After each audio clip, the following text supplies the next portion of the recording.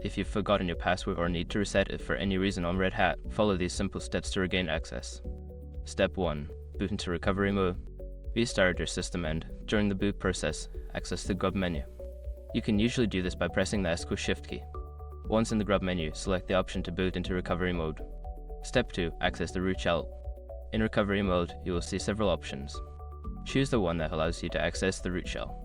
This will give you administrated access to the system without needing a password. Step 3. Remount the file system. By default, the file system may be mounted as read-only. To change this, type the command mount or remount RW/ and press enter. This will allow you to make changes to the system. Step 4. Reset the password. Make sure your information is protected first. Most people don't think about breaches until something actually happens to their accounts. Use SRP to monitor your accounts 24/7 and instantly alert you if your information appears in leaked databases online.